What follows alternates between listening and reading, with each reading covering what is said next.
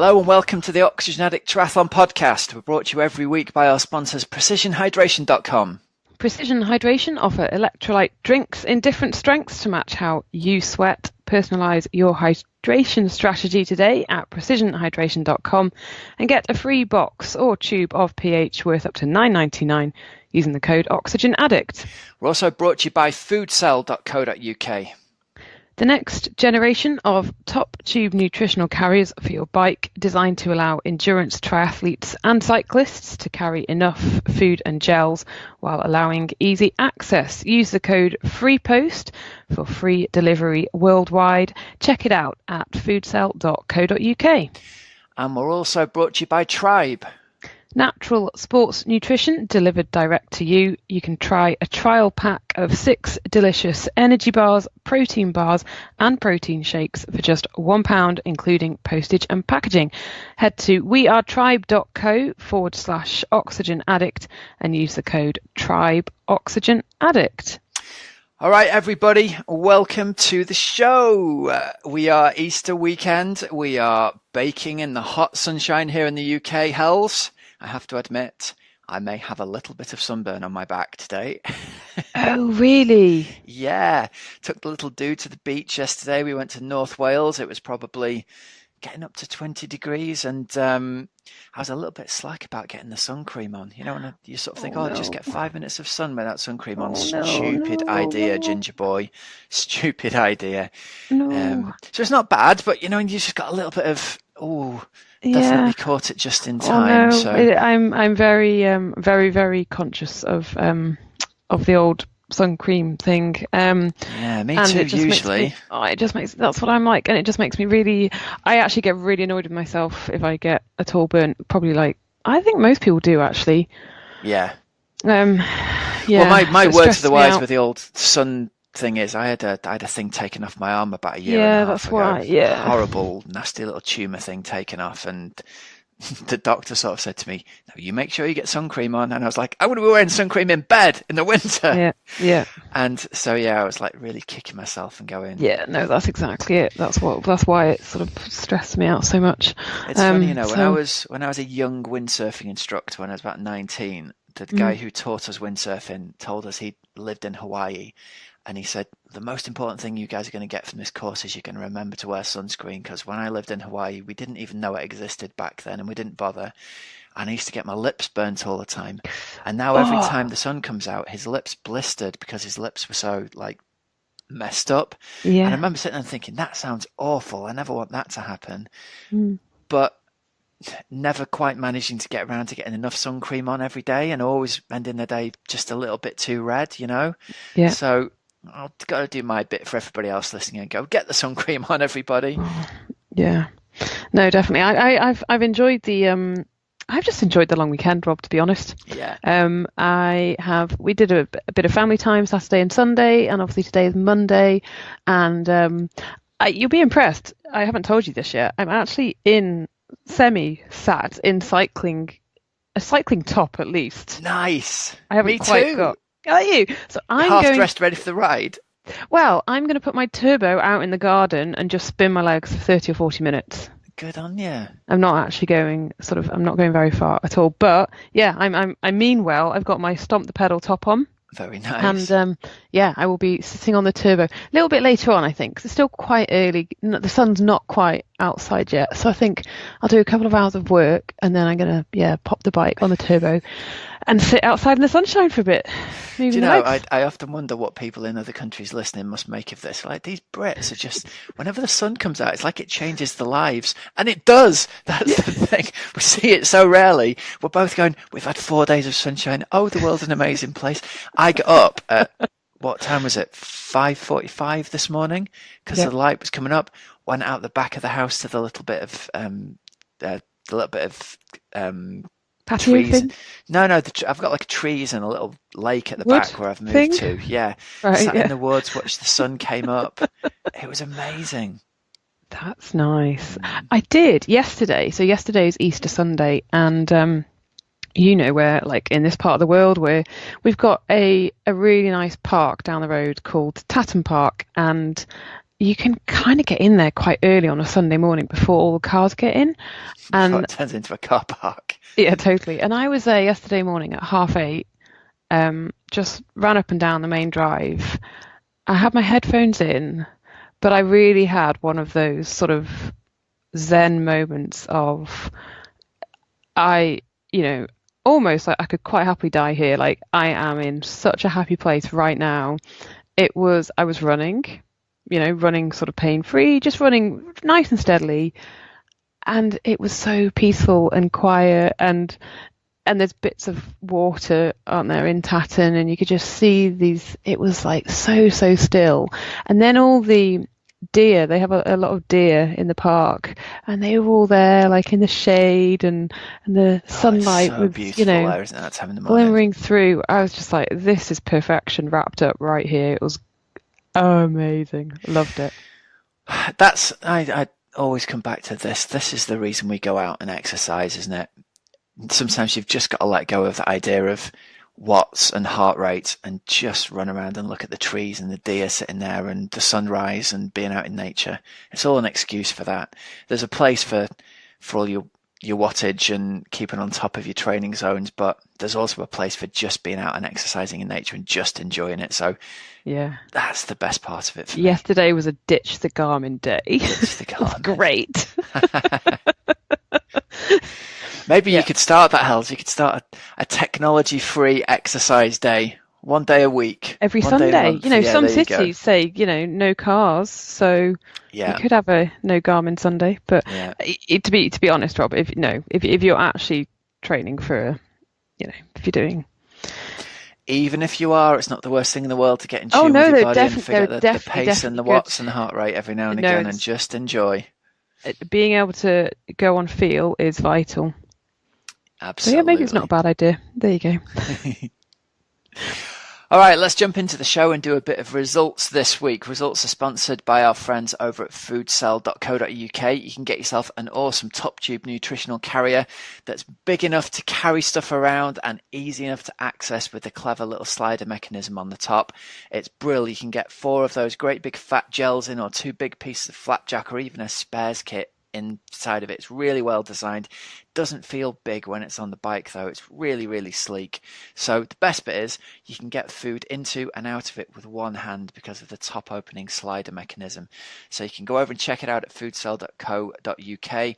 It's free postage worldwide with the code FREEPOST, and if you enter before the 1st of May, if you buy one before the 1st of May, you can get entered into a free draw for free entry into the Outlaw Nottingham full distance with every food cell purchased. So that's only up until the 1st of May you need to get on it. So remember, you've got to check the terms and conditions and click the free entry box at checkout to get into that one.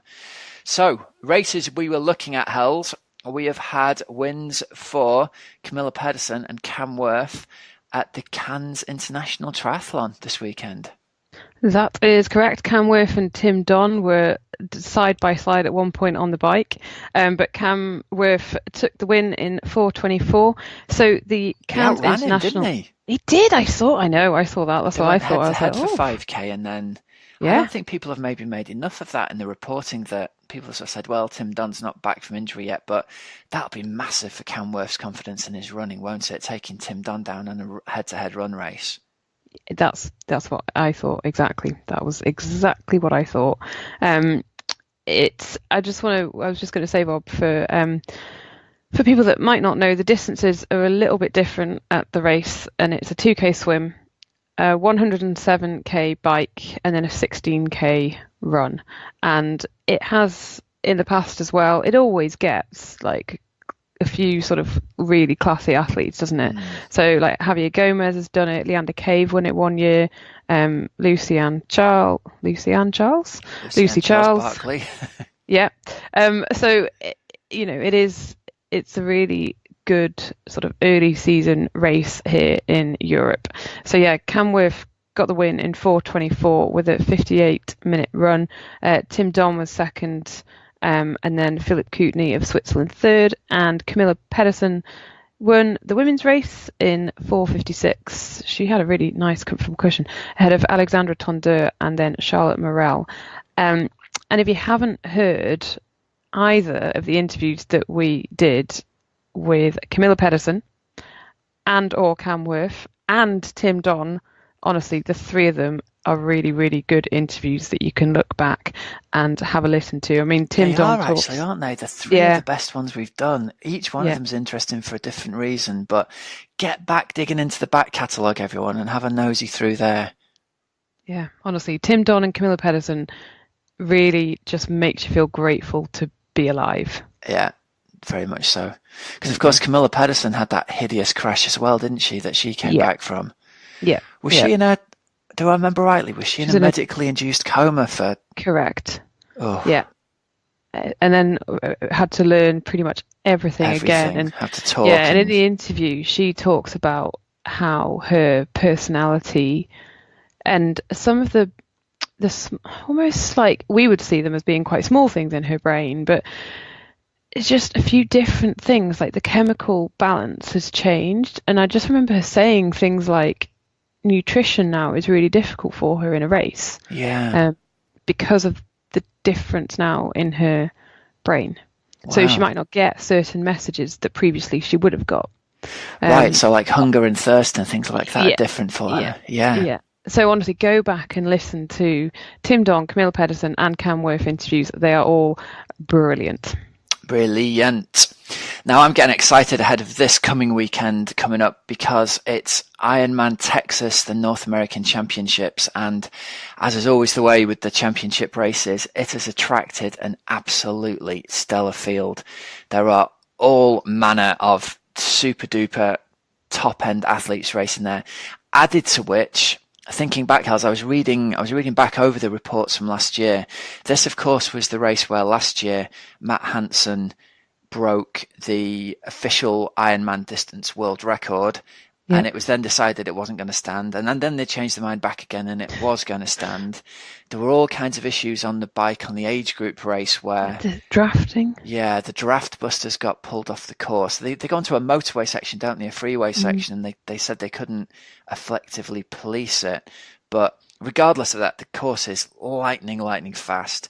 It certainly didn't affect the pros at the very front of the race. Matt Hansen rode solo the whole way last year, and then ended up in a head-to-head run battle with, I don't remember who. Ivan Tutakin, was it?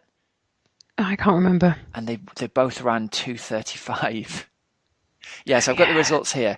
Matt Hansen last year, his splits were 52:31, 4:07, and 2:34:39 on the run. Yeah. 7:39:25 to only win. It was a sprint finish, effectively. Oh, yeah. 30-second win over Ivan Tutakin from Russia. And then Will Clark rounded out the podium with a 7:45. So super lightning fast racing. But again, Will Clark ran 2:40 flat and only ended up in third. That's heartbreaking, isn't it? Yes, I remember. So people I've got sort of the lineup of races here. On the men's side, Matt Hansen's racing again. I think he's got to be favourite for the win.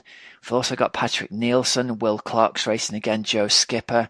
Michael Weiss is on the start list as well now. He beat Matt Hansen at Mar del Plata in Argentina. He went off the front and rode away from Matt Hansen last year. Now, Matt Hansen, I don't think, was in top form and was really doing it off the back of his disappointment at Kona. But still, he's another athlete who can, obviously his axe on the bike. Andrew Starkovitz is down to race as well. Matt Russell is down to race. Cal Buckingham. So you've got 10 really big names. Yeah. Starkey had been, how fast did he go on the bike? I don't even remember. It was sub 4 hours, wasn't it, one year? Yeah. So, yeah, lightning fast course if they get the same sort of conditions as they had last year. I mean, you've got to think it was unusually fast float day conditions last year anyway. So will we ever see the likes of a day as fast as that again? I don't know, but it'll be interesting to see the racing. I was looking on Joe Skipper's Instagram earlier, and there's a photo of him looking so hot and sweaty. He's in Texas now for I think he's been in Australia for 4 months, but even with that, he just looks absolutely drenched in the hot and humid. It was interesting that I think Will Clark's team, so BMC, had put up a picture of him training, and he had gone to altitude in Boulder. That's and right. then I think Patrick Nielsen had gone more for the humidity approach. Yeah. So, both training for the same race and both trying to get adaptations in a different way. Interesting, hey? Yeah, there's two schools of thought. There's one that it's like if you train where it's humid, obviously you'll get used to drinking loads and you'll get used to racing in those conditions. I remember Chris McCormack had a really good year at Kona after he'd spent loads of time in Boulder at altitude and where it's really, really dry. And his sort of take on it was he tried something completely different, and it really helped his racing out in Kona. So you do all your preparation block at altitude where it's really dry, and then just go briefly for a week to where it's humid before the race, and somehow your body adapts really well to it that way. So that was dead interesting. Watch how this plays out. I think it'll be very, very interesting. Different schools of thought. And then in the women's race, Rob, again, you've got some really big names in there as well. Daniela Riefstam, Jocelyn McCauley, Kimberly Morrison's going to be in action in Texas. Sarah Lewis as well. She's going to be doing her first iron distance race, and she's had a load of success at 70.3. And I think Jenny Seymour as well, who is a really rapid athlete. So it'll be really good to see how those two get on. Yeah. Daniela Reef being on the start line is an interesting one. I know she's also down on the start for, I want to say Lanzarote as well, but presumably that's just like a fallback race for her. I think so, wouldn't you? But she's only got to, stamp a ticket to get to Kona. But the fact she's going to this race that is a lightning fast course, it'll be interesting to see what she does in terms of times, won't it? Yeah. Yeah, I'm thinking. I mean, she'll be going for it, won't she? Yeah, super strong swimmer, uber strong biker. Yeah, she'll be just absolutely smashing it, won't she? I wonder whether, on the one hand you go, you've just got to stamp your ticket to get to Kona. On the other hand, I don't think she will be. No, it's a long way from Kona.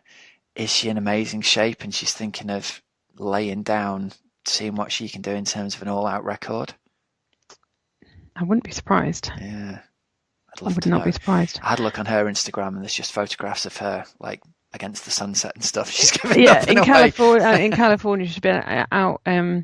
She's been training out there. That's right, Santa Monica, wasn't it? Yeah, getting out into the hills. So, yeah, she's putting in some decent, some nice training out there. It was Australia. She was on the start list for as well. Yeah, so it's there. So Australia must be there. Well, I think she's yeah. She said hanging in there. There's a photo of her on her balcony. That's what I'm going to look like, Rob, shortly. Not hanging in there, literally last few days in California before heading to Ironman, Texas. I love it. Good stuff. All right, so listen, let's move over to this week's interview of the week. Holly Lawrence, welcome back onto the show. It's wonderful to have you back with us. How are you doing today? Hey, thanks for having me. Yeah, excited. For the listeners who haven't heard the first interview we did, that was back in, let me see, I made a note. It was 2016, just after you'd been crowned 2016 70.3 world champion. And since then, it's been a bit of a roller coaster for you, really, hasn't it? You had an absolutely awesome 2017 where you won pretty much everything that you entered by the look of things. I think it was 6 or 7 victories at 70.3 in that year. And then 2018, you were out for most of the year with a broken bone in your foot, weren't you? So it really must have been from the highest of the highs to the lowest of the lows for you. So first of all, are you recovered from the broken foot completely now?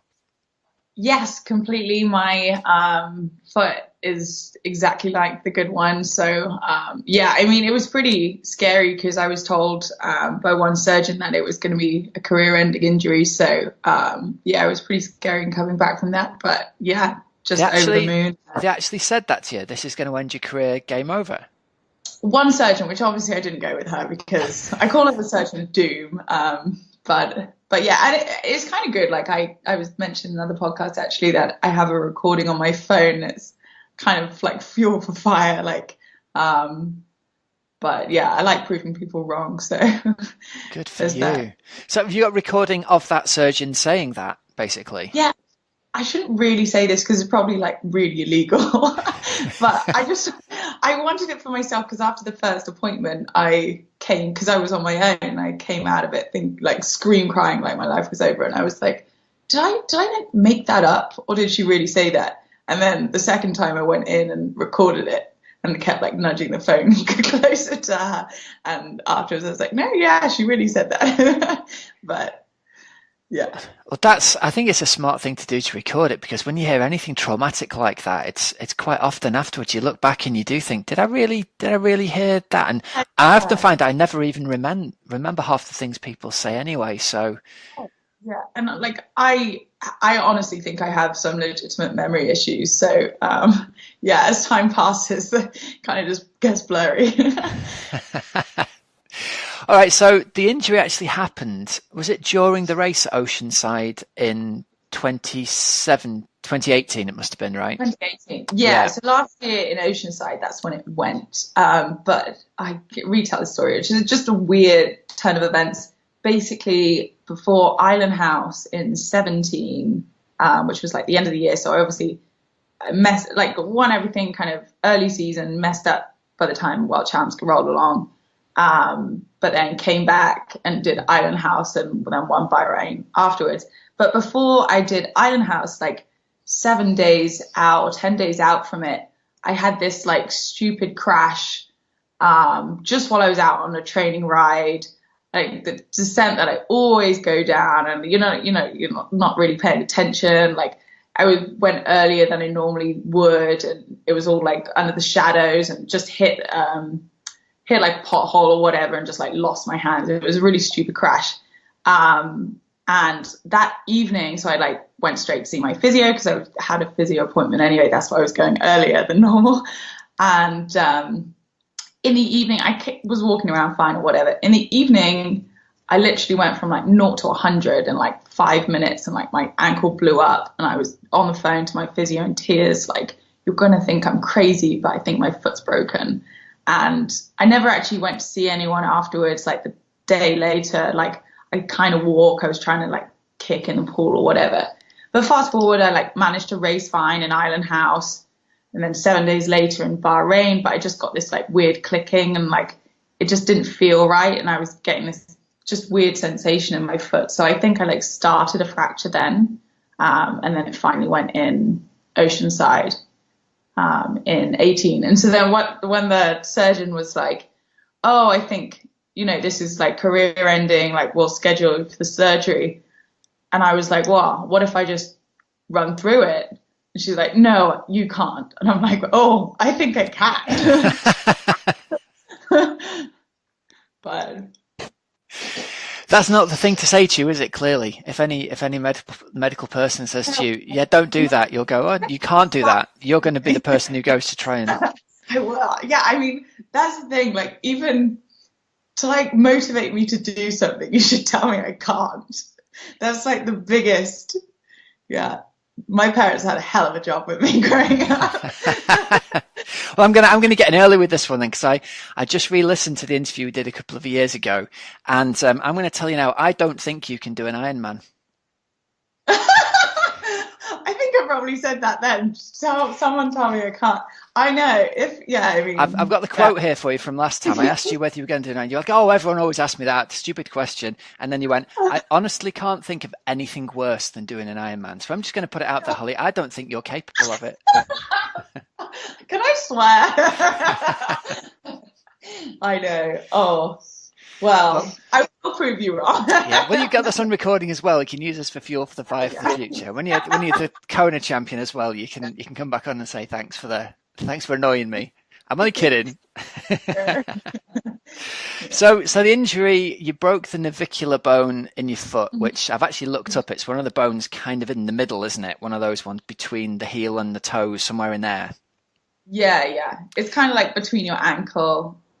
It's like between your ankle and your foot, but it's like, just don't Google that bone because it's like the worst bone to break, because there's only like 2 bones in your body. There's one in your wrist and there's one in your foot that just doesn't have a good blood supply. So you're kind of like doomed that for just like the prognosis of it healing on its own. So yeah, I had it pinned, and my surgeon was amazing. He was like, I'm going to knock this out of the park. And I was like, yes. So, and yeah, I mean, once I had kind of the worst prognosis, then when the surgeon, Amal, said, you're not going to be running for at least 16 weeks after the surgery. Like before that would have sounded like a life sentence, but I'm like 16 weeks, I can take that. Like I will be running again. Like, so I didn't push it, and that probably helped me in the long run. So it might have been that Dr. Doom actually did you a favor by saying what she said, because then when you got the 16 weeks out diagnosis, it's almost like a yeah.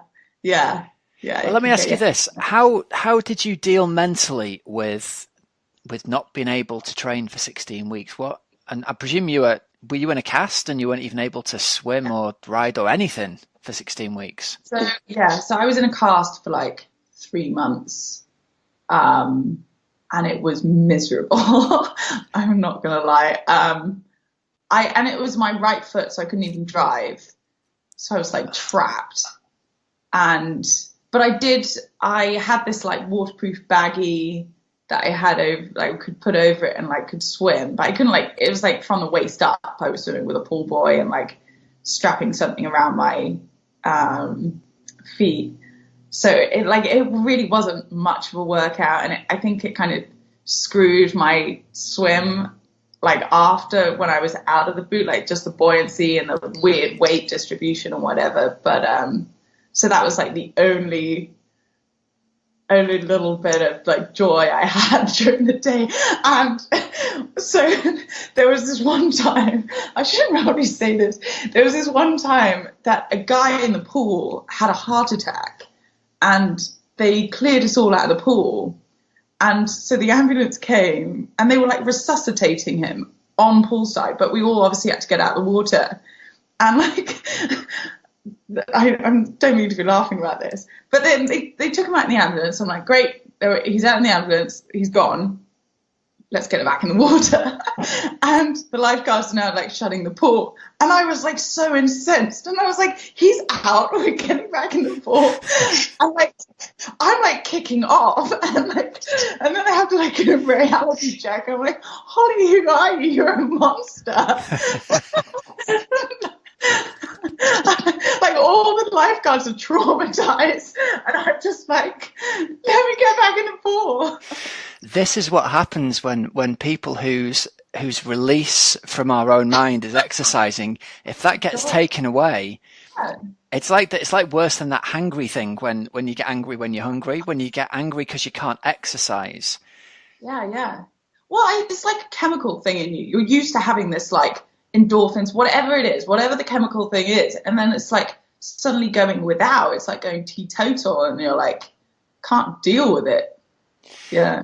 My ex-wife used to say, it's like you've got a sheepdog living inside your brain. And you know how a sheepdog, if you don't exercise it for 2 or 3 hours a day, it goes mental and it bites the furniture and tears the carpet up. You're just like that. And she used to say, go out and run the dog. Just go, get out of here. I get it, totally. There's like way too much like pent up energy and right. So do you have any, I mean, presumably through this process, in the 16 weeks that went on, there's some serious personal growth went on. Without that, you'd have gone completely nuts. So I'm sure there's people listening to this who've got injuries and they're out for a period of time. Have you got any coping strategies that you can share that might help people out in a similar situation? What ended up helping you during that time? So basically, after a while, when I was put in the boot, I went home back to the UK, and that was the thing that like really just turned me around. I was then just spending time with my family, and my sister just had a baby, and I was just like being a normal person, and we'd like walking around, going shopping or whatever, but just like taking me out of that environment. And like really what I should have done, instead of just like going to the pool every day or whatever, was like just taking myself out of the environment, totally going on holiday, be like just doing everything else but, you know, thinking and just like living in my little training bubble and being like reminded every day of what I can't do. So yeah, that's probably what my advice would be. And because like in the long run, afterwards you look back on it and you go, oh my God, like it's just a blip. Like it at the time it just seems like the biggest thing, but once you get through it, you're like, oh God, why did I stress out so much about it? And like that was my time just to relax and just totally recover from everything. Like even in how many years, like I really hadn't had much downtime, like every year, like as an off season. So it was like an accumulative like time that I really needed. So yeah, that was probably my only, and like obviously you really only learn from your own mistakes. Other people can tell you and you're like, yeah, all right. But will you change anything personally for you going forwards in future in terms of like an end of season break? Because it sounds like you've recognized getting out of that habit of just training all the time is actually, although it feels horrendous at the time, it's actually really positive in the kind of the ongoing cycle of months and years. Will you take more of an end of season break? Do you think? How will it affect you going forwards? Yeah, definitely. That's just something I think it's just natural to get in that trap, and you just have to recognize it and book a holiday or whatever it is that just like forces you to be out of that. Have you ever done that in the past? Have you ever had like okay, season's over, I'm having a holiday and not thinking about training? Or have you always pretty much just... Because like I remember you saying after the World 70.3s, you went to China and then you went to the island house and you were like, oh, it's kind of my end of season. It's like a paid vacation. So it sounds like you were kind of constantly in the cycle of keeping on doing stuff back then. Yeah, and even in 17 when I got injured just before. Oh God, my computer's pinging. Even in 17, I was given a break after Mont Tremblant, and like just a week break, which I needed. And I remember like telling my coach, oh, is it okay just to do like a long ride with my friends just because it'll be fun? And I was just kidding myself. I just like was so petrified of like losing fitness. And then fast forward 6 weeks or whatever, then I get injured and it's like, so. Yeah, it's like our bodies go through like a cyclical thing, don't they? Just like the seasons come along, our bodies naturally have a time when we get fitter and we get leaner, but then we've also got to accept, and I think we all go through this, when you've been at peak fitness and peak, call it leanness or whatever, race ready condition, you don't ever want to let that go. You're like, this is it, I'm going to stay here. I don't ever want to have to put 2 pounds on for Christmas or whatever. But no, you definitely need to, because as well, like it's just stress as well that accumulates, like physiological stress, and I think you need to like lose fitness and gain fitness again, and it's just not healthy to be at that state the whole kind of year round. I remember Cam Brown saying the secret. Wow. Sorry, go on. There's quite a few athletes that do it well, that like really take an off season, and I remember like Ali Brownlee always used to really well. Yeah, I was just going to say, I remember Cam Brown saying in an interview that the one thing he attributes part of his longevity to is that at the end of every season, he would just take a month off completely from swim, bike and run and just go surfing. And like, he's still killing it into his late 40s, isn't he? So you're like a month, you're like, geez, that's so long. But I can see that in your eyes as you said it. You're like, a month? I know. Like a day? The thought of a week's still hard for you to wrestle with, isn't it? But a week isn't enough. Like even I had a week after, and obviously like this season's a little bit different. I like started in Dubai in February, but like I'd had all that time last year. So it's just very different this year. But even after Dubai, I had a whole week off. And I remember with my coach, I was like, really didn't like the idea of it, but I kind of accepted it a lot easier than I would have, and not fought it, and not like to hide and say like, oh, I'm just going to go on a sunny hour and a half run or whatever. Talk to us a little bit about your experience on Bahrain Endurance, because you've just said then, obviously you've recently come back from winning, let me get this right, you won Bahrain 70.3 in December, and you also won Dubai in, is it February? February, yeah. Just gone. Yeah. So you're obviously part of their team and you get to do those races down there. It sounds like you get looked after pretty well as well. Yeah, really well. I don't want to big them up too much because everyone's going to be wanting to get on the team.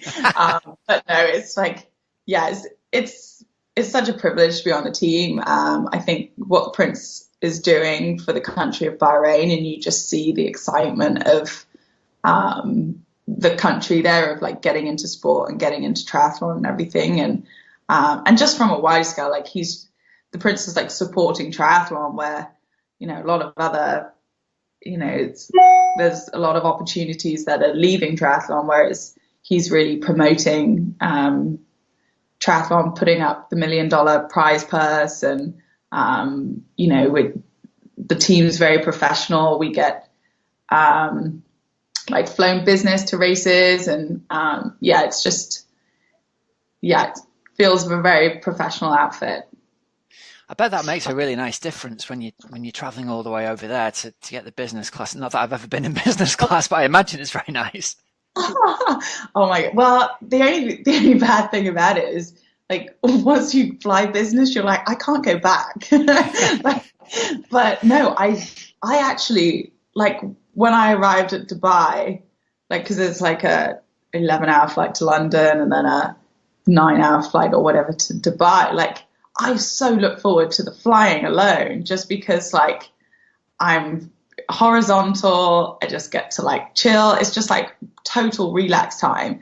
And I get to Dubai like so rested, like the most rested I've ever felt. And I'm just like insanely happy. Yeah, it's amazing. Oh, never turn right. That's the thing getting onto planes these days for you. You should have that on the back of your tri-suit. Holly Lawrence, never turn right. You always go left into business class.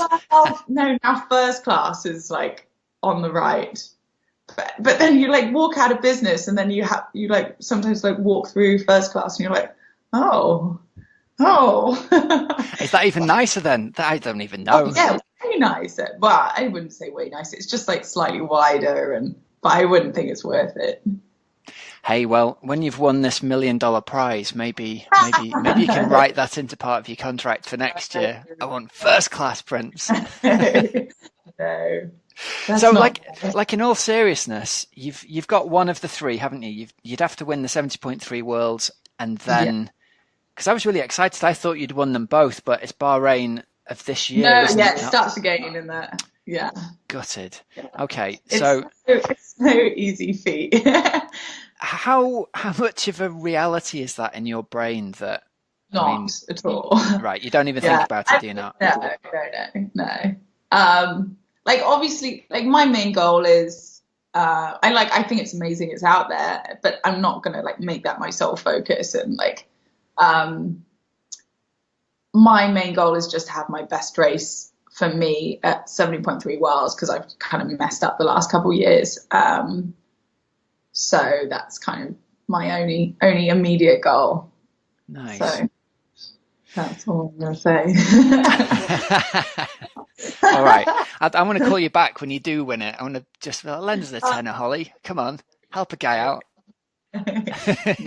We'll see though, hey. Well, like the first intermediary step is it's getting to Nice, the 70.3 World Champs, which you're obviously one of only a few people who's experienced winning that. What are your plans for the rest of the season leading up to 70.3 Nice? So I've got the 70.3 St. George, which is the North America Champs, in a week and a half, 2 weeks, May 5th, I think. Yeah, 2 weeks. And then I'll fly straight to Vietnam for the Asia Pacific Champs. So that's more of like a holiday race,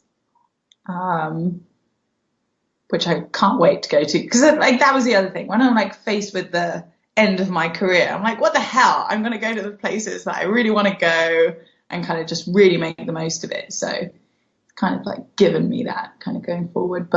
And then I think Alcatraz, and I've entered a few more, but just we'll play it by ear, because I want to get out to Nice earlier in the year to kind of recce the course and get all the descending and stuff nailed down, which would be quite critical. But yeah, it's kind of all centered around Nice, really. Okay. Who do you see as your main competition in Nice? Daniela. But I mean, she's so far ahead right now that you can't, like, yeah, it'll just be where I am to her, which I hope that I could actually race her. I think the course in Nice will suit you. You know, it's a hilly, mountainous, mountainous bike course, technical descent. You sound like you've done it. I've done the Nice Ironman.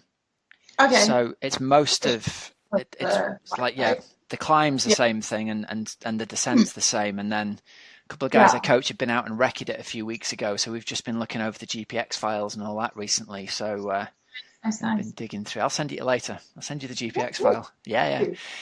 So yeah. No, I'm kidding.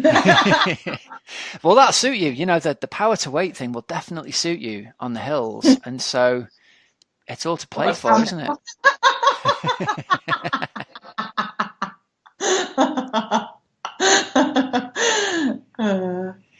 What's the plan then to take Daniela Reef down? I'm presuming you look like the kind of athlete who's probably got a photograph of her on the mirror every morning and you're plotting away and making a plan. No. I don't. Just to have my best race and then see where that kind of leads me. Like, I'm really pleased with how my run's coming at the moment.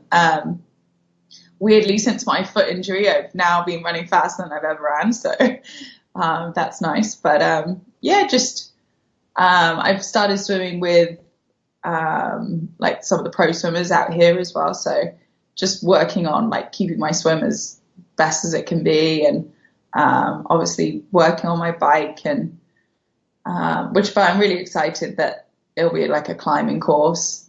And it'll be just key for me to know like the descents and be comfortable with that. But it'll just be fun, and it'll be nice because it's so close to home that my family and everyone will come out, and I love Nice. I always used to do French Grand Prix, and there would be a French Grand Prix there every year. And although it was like on a like 5K out, 5K back or whatever course on the flat, but I'm really looking forward to it. Yeah, great. Right, I want to ask you about your unique carbo loading strategy, because nutrition is something that a lot of athletes take very seriously. I overheard the other day can you talk us through your carbo loading strategy in the days before a race, please, Holly? Yeah, so I carbo load purely with sweets. I can say sweets because you're British. Everyone's candy over here, and I'm becoming Americanized in what I'm calling things. So I measure out my sweets. I primarily use Percy Pigs. Classic. I get in like 150 grams for like 3 days, 2 days, and 1 day out, just extra. And I like do it around training, so that'll be in my bento box or whatever when I'm riding, and just stuffing sweets in my face all day, which is great. I really look forward to it. But I don't eat any rice or pasta or. So it all just goes in simple sugars, and you found something that works for you, and you stick with it. Yeah, I love it. Originally, my nutritionist, it was like with sports products, like an energy bar and energy drink, and I just subbed it, which I never actually passed it by him, but I just subbed it for sweets, and I love it. So I'm never changing. And it clearly works. Yeah. Hey, if Lucy Charles can finish second at Kona twice with her nutrition strategy being frozen Snickers bars in the bento box, then there's no problem having. Well, do you remember the first year when Daniela raced Kona? And because that was the first time I ever watched Kona, and she got a bag of salted walnuts, I think it was, her special needs, and I was like, odd choice. But then you're like, well, they're out for like God knows how many hours. It's whatever brings them a bit of happiness at that point. Do you get back over to the UK very often? Not as much as I'd like to. Yeah, just kind of when I can have real downtime, because I find it kind of hard to train. I'm a little bit spoiled now. That's the issue, really. But yeah, I kind of just want to go home when I can just be with my family and not have to be worrying about fitting in training or whatever. So yeah, like Christmas, like after Bahrain, like after a race that I can kind of go through, and yeah, that's when I'll tie it in. And I remember you quite famously made your debut at Ironman UK 70.3 in 2012. On a road. On a road bike, yeah, brilliant. Google try bars. And finished fourth. What the heck I was doing. What? And finished fourth as well in the process. So. Yeah. And I remember after it, straight after it, I was like, I'm never doing that again. The refrain of every first timer. Yeah, it's good to see it. Even someone who thinks that can turn into the 70.3 world champion 4 short years later. Yeah, that was fun though. I loved that. And it was like really close to home. It was like, oh, what the hell? It'll be fun. Yeah, any plans to get over here and race in the foreseeable future? Any of the 70.3s in the UK? Where is the 70.3 in the UK now? Because I know Wimbledon's not. It's Staffordshire. Yeah. And Weymouth. So Weymouth would be close to your parents' end, wouldn't it? That's in September. You're busy in September. Probably. I'm a little bit busy.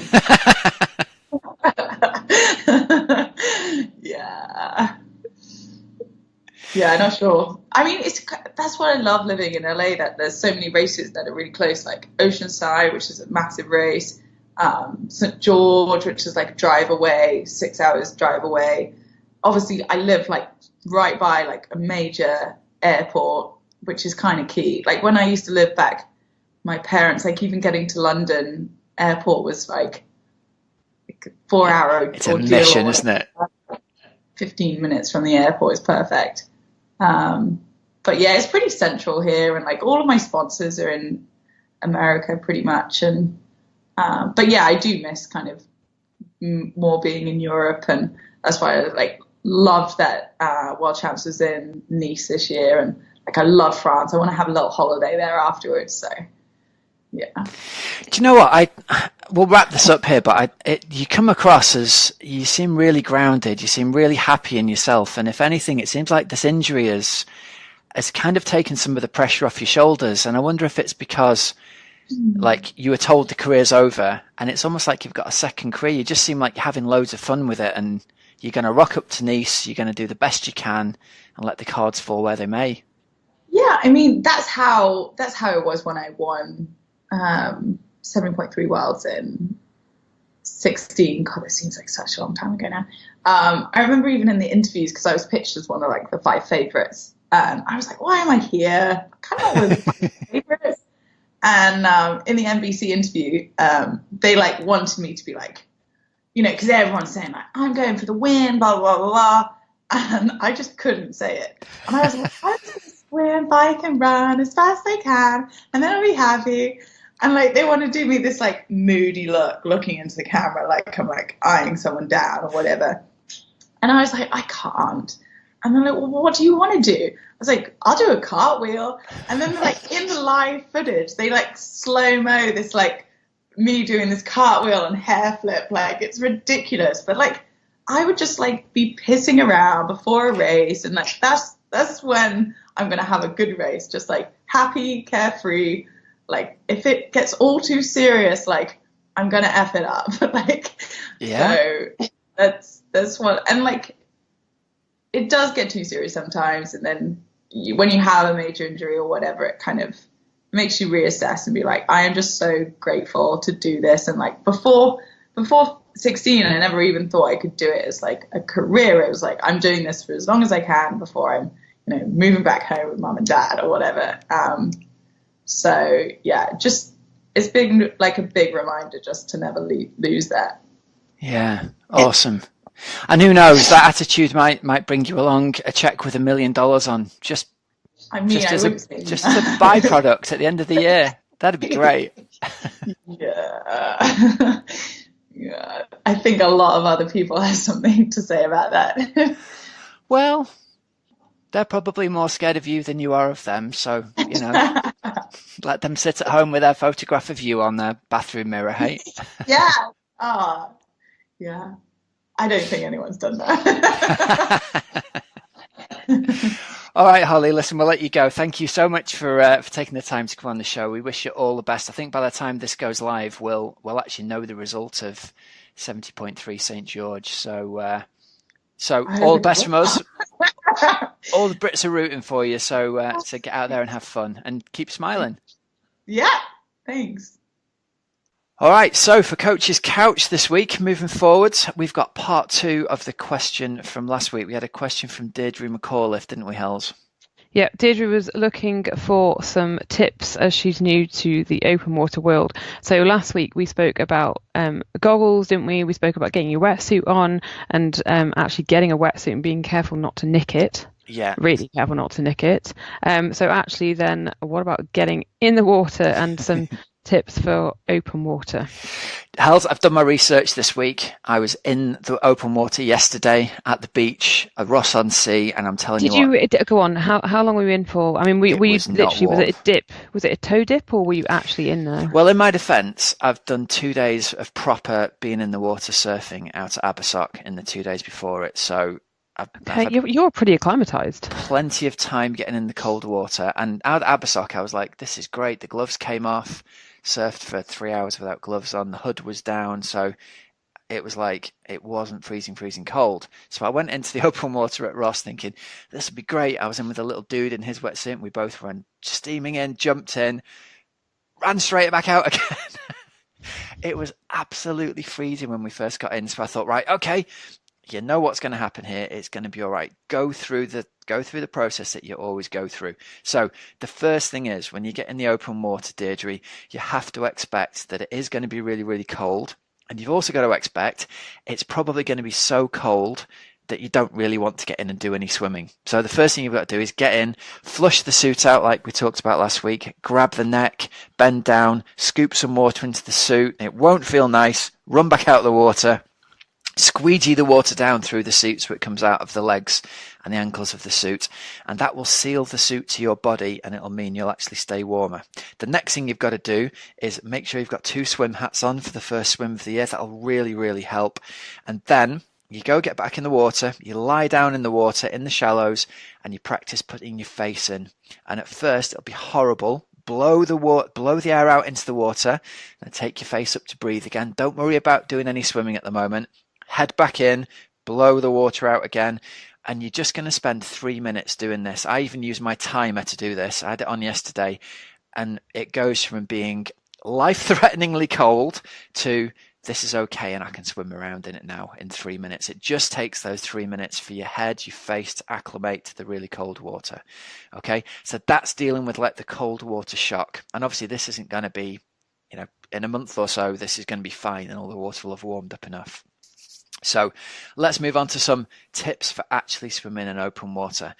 The first thing I want to say about this is that poor sighting is the number one way that you're going to lose time in a race, and also the number one reason that you'll have a miserable time when you're swimming in open water. So a good thing to do here is find out what sort of body you've got in terms of swimming in a straight line. So swim 20 strokes with your eyes closed. Head for something as you set off, do 20 strokes with your eyes closed, and then look up and see where you are and see if you've drifted to the left or the right. And most people will have a tendency to do one or the other. And then you can learn that even if most people are going to be swimming in water that isn't crystal clear, you then have an idea that you need to maybe drift over to the left consciously or drift over to the right consciously to correct for the fact that you go one way or the other. Do you find that, Hals? Do you go one way? I was just thinking about this as you're talking. I think I can swim in a relatively straight line, but I was actually just thinking I really need to get some prescription goggles. Oh, interesting. That's a good tip for people who need that. Honestly, I've been meaning to get them. Like, I have never had them. And so what do you do? Do you wear contacts? No, this is my point. I'm so blind in the water, and I actually don't really know how I do it because I'm quite a blind kind of person. Yeah. So I I need to get some. This is going to be my on my to-do list today. I'm going to go and order some prescription goggles. Hold her to it, listeners. Twitter her later and make sure she's done it. This is going to happen. I'm going to order them, and I'm going to report back in a couple of weeks as to whether it might be a complete life changer. So yeah, I think I think I can You're swim all right, are you? in a relatively straight line if I know where I'm going. So if I can see something to go to, then it's fine. Well, that's the thing, isn't it? You need something on the bank that you're sighting towards, and often something needs to be massive. Even a tree isn't usually big enough if your goggles start to fog up a bit. So have a look right up as far as you can to the horizon. And if you can see a house or a church steeple or something like that is usually really good to try and sight on. So 3 kinds of people like you, Hells, who can pretty much go straight, people who go a bit left, and people who go a bit right. I drift over to the right, and I think it's because I favour breathing on the right. So the next tip is bilateral breathing can really even out your stroke as well as really evening out your sighting. So the real reason I think for practicing bilateral in the pool is so when you get in open water, it helps you keep going straight. So practice that bilateral swimming in the pool, even if you don't want to, helps you go straight. And then the next thing you can do, the last tip here, is practice drafting if you possibly can when you go to your open water practice. So sit on somebody's toes, swim on somebody's hip. Don't grab the feet as you're swimming along if you can possibly avoid it. But what you're going to find is if you swim directly behind somebody who's about the same speed as you, it'll feel as though you're not trying at all. And so you move out to the side, you try and overtake them, and you find, oh, actually going flat out, I can't get past this person because they're swimming at the same speed. So you drop back in behind them again. And then you find you're hardly swimming at all, and before you know it, you're slapping their feet. So this is a big bonus if you find someone who swims at your speed, or ideally a little bit faster than you. They'll kind of tow you along. It's like you've got your own little endless pool treadmill just in front of you, sucking you along through the water. So get with a friend, or even if you're not with a friend, just find somebody swimming around the same pace as you and practice swimming on the toes and swimming on the hip, swimming close into somebody, so that on race day you don't get freaked out by the fact you've got loads of bubbles in front of you, or you've got somebody's hip right there every time you go to breathe. And the more of that practice you do, the easier you're going to find it on race day. Yeah, and I think, Rob, even in a swimming pool, you can actually do that sort of that kind of stuff. And if you haven't done much in the open water, then doing it in a pool to begin with, in an environment that you know, with someone that you know swimming right next to you, and get them to swim uncomfortably close, as in, you're kind of clashing arms a little bit. Yeah, just totally. Practice it, because then when you're in a stranger environment in the open water and you've got someone that you don't know and you're sort of being hit on the head or slapped on the feet, actually you're quite used to it and you can just carry on.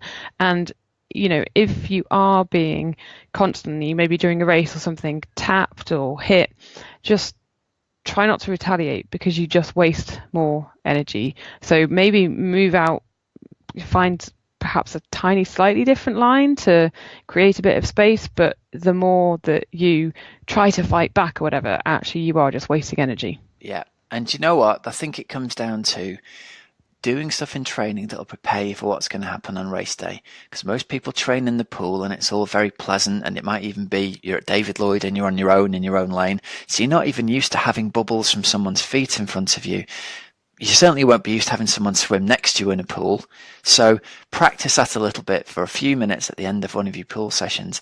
And then your brain is it's got something to relate it to when you're in the race, because there's nothing worse for anybody of any standard of swimming, especially the really good swimmers here. If you're used to leading your lane out and always being on your own, come race day when there might be 20 people or 30 people around you, that can feel very different. So practice the thing in training that you're going to experience in racing as you lead up to your race. And then that way on race day, happy days, you're prepared and you're ready to go. I just want to say thanks for the people who we had all the places, Hells, the spare places in Team OA that had come up. They all got snapped up after last week, which was brill. So thanks very much for all the interest in that. I've got one-to-one coaching place opening up at the end of April. So if you're interested in one-to-one coaching, give me a shout via email. It's just coachrobwilby@oxygenaddict.com. All right, Hells, little bits of news we've got going on this week that we've seen from around the web, which is very interesting. News is brought to us by our sponsors, Tribe.co. So Tribe, remember, they've got this fantastic offer on where you can get yourself 6 of their yummy products for just £1, including postage and packaging, using the code TRIBEOxygenAddict. You can go to wearetribe.co/oxygenaddict and use that code TRIBEOxygenAddict there. They've got recovery shakes, they've got protein bars, they've got energy bars, and I have to say, Hells, they are bloody delicious, aren't they? We are fans of the Tribe, of the Tribe products. They're designed by ultra runners and nutritionists to provide optimal performance nutrition. They're 100% natural. Yum. They're gluten free. Yum. 100% yum. They're dairy free. They're vegan. Hooray! Kind to the animals. And they launched a whole load of new protein flavors at the end of last year. So you can get protein bars, which are chocolate peanut butter. Hello, peanut butter. That's chocolate good. Brownie. Did you have that one this week as well? Oh, I am yet to have the chocolate peanut butter. Have you not had yours yet? No, not had it yet. Hells Honestly, was meant to have it as well. I ate mine, Hells. It's really good. I bet it's delicious. No, Rob, that's any going to bars, be your favourite. It's your mix of your two favourite things absolutely, right there. Absolutely. Any bars that don't get eaten over the next sort of week or two, which is they're coming with me to Sardinia. This is when I cannot wait. So we're doing a big cycle trip again at the beginning of June, going to Sardinia. So we're going to have a week cycling. And I will be fueled by Tribe between the pizza and gelato stops. Love it. Yes. All right, so some sad news first up this week. Poor old Lionel Sanders is out, and it says indefinitely at the moment, with a sacral stress fracture. Poor lad, fell off his bike, didn't he? Yeah, but then he said he wasn't. He did, but then he said it was actually at a water fountain where he was trying to be cool, balancing at the fountain while taking a drink, and he said, I lost my balance and fell over directly onto my hip, sort of butt area, without having time to unclip. Oh my God, we've all been there. Yeah, we've all been there. But then, unfortunately, he was in so much pain, and he's off running now for 9 to 12 weeks. So he had his MRI and everything like that, and it is a sacral fracture. So sort of the very bottom of his back kind of area. So that was the reason, I guess, behind why he wasn't in Oceanside. Interestingly, Jan Frodeno, it's the same thing that he had at the end of 2018 in the run up to Kona. So and Ben Hoffman as well. Oh. Right, Lionel, best of luck to you with the old recovery, mate. Get back strong, get back faster. Other bits of news we've seen, although we don't really need a bit of Zwift at the moment with the Sunshine Hells, but for anyone who's into time trialing, and that's everyone who's listening with your preparations for triathlon, Zwift are announcing new time trial routes coming out this week with what they're called the Fuego Flats. And I've got to say, Hells, it looks like Lanzarote. Did you think? Yeah. Or Arizona, do you think? Or yeah, I thought more. Yeah, I didn't. Maybe more Arizona. I wasn't thinking Lanzarote. I was thinking, America, definitely. Kind of Red Rocks. Yeah, you're right. It's more that, isn't it, than Lanza? Yeah. Lanza's more your black volcano, I guess. I can see why one photo might look a little bit like Lanzarote, but no, I think much more Arizona. But effectively, if you are a fan of Zwift, and now you will be able to do sort of specific time trial flat course. Is the key, yeah. Completely flat time trial course, which is really, really good fun. I've got to say, I used to use the old iMagic back in the day, and I had a flat course laid out on there that Howell Davis had made, and I used to love tearing around it. So I think a lot of people. What was iMagic? iMagic? Tax had this thing that it was like a forerunner to Zwift about a decade before. It was like a computer program version where you rode around, but there was no other people on there. It wasn't online. It was just on your computer. So you could, it would save your previous rides, and you could kind of race yourself, which was kind of cool. You had like a ghost rider on the screen that you could like do your previous best time trial, and you could then program it to go like make it go 10 seconds faster than last week, and try and keep up with it. Yeah, it was really a really good training tool, actually. Still got mine lying around somewhere. Have you? Don't think it'd work anymore. Or the person on it might not work. Well, yeah. Thanks. Yeah. That was a bit harsh. I'm joking. I'm joking. Many a true word said in jest, Hells. Oh boy. Oh, go and right. Just Well, go do you away, know what? Helen. I think we should wrap this up so we can both get out on our bikes in the sunshine, shouldn't we? Yay! All right, everybody, listen. I hope you get the chance to get out there and make the most of the sunshine. It looks like in the UK it's going to be fading away over the rest of the week. So whatever you do, enjoy being in the outdoors. Take a leaf from Hell's book and perhaps treat yourself to a Garmin-free day. And one last final shout out to our sponsors just before we go. PrecisionHydration.com, you can use the code OxygenAddicts for a free tube. Foodsell.co.uk, it's free post. And remember, it's the last week to get yourself into the entry for the free Outlaw. And wearetribe.co/oxygenaddict and use the code TRIBEOxygenAddict for a 6-pack of yumminess for just £1, including post and packaging. Oh, and one last thing while I remember, if you want one of those Thriver blood tests, you've got till the end of this week for that code. That code's going to stop working at the end of this week, the 50% off code. So, yeah, that's in the show notes. So that'll be like the 28th of April. 28th is Sunday, or like Friday's the 26th, so that kind of time. Yeah, you got till the 26th, Friday the 26th, okay. Yeah, so you can use the code OxygenAddicts, that gets you 50% off there, those tests. So that's going to run out at the end of this week. All right, everyone, have a great, safe training racing week. Enjoy and the Rob, sun. if anyone's doing London Marathon, good luck. Oh, yeah. And if anyone's doing Ironman Texas, good luck. Yeah. Enjoy, everybody. So until next week, I'm Coach Rob Wilby. I'm Helen Murray. And you've been listening to the Oxygen Addict Triathlon Podcast. Have a great week, everyone. Take care. See ya.